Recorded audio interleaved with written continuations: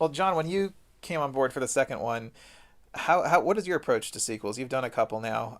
You have all these themes that people love and probably expect to hear, but do you treat these themes as like, oh, I have some tools, or is it like baggage weighing you down because you want to try something different? No, it's sort of both. Mm-hmm.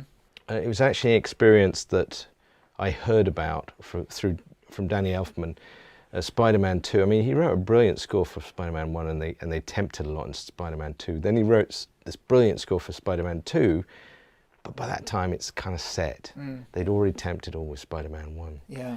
And it was very frustrating for him, I think. And I remember that experience led me to think, I'm going to talk to Dean at this party while we're all drunk and see if I can persuade him not to temp number 2 with number 1. And you very kindly said, I will do my best, I will do my best. And I think you did, almost to a fault, in the sense that people were like wondering why there was no Dragons 1 in it as much, in the temp. And there was all these other kind of crazy things in there. Right. And it was, and Jeffrey was like, I remember doing one cue and Jeffrey was great. Thank God we're not having to listen to fucking Batman in here, or whatever it was, like that. Yeah.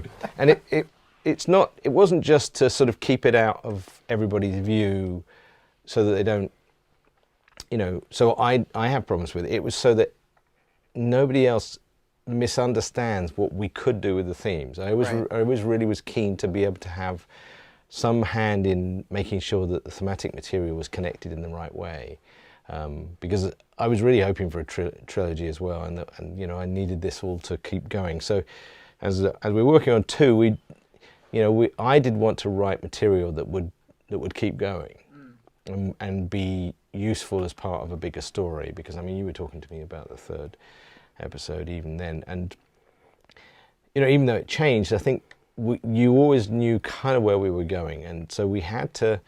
So hence, I think that's probably, I'm a bit praxis sometimes. I work out why I do things afterwards, which I guess is just having more going on at the back of my brain than the front.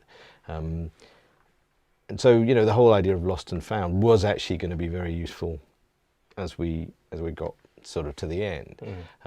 So that second movie, finding the mother, losing the father, was a kind of a maturing, but it was where we really were going. We were going to lose everything. We were going to find everything. So, those are the kind of those are the aspects of having, I think, a chance to do sort of long form storytelling, which I think has been great on this actually. Mm-hmm.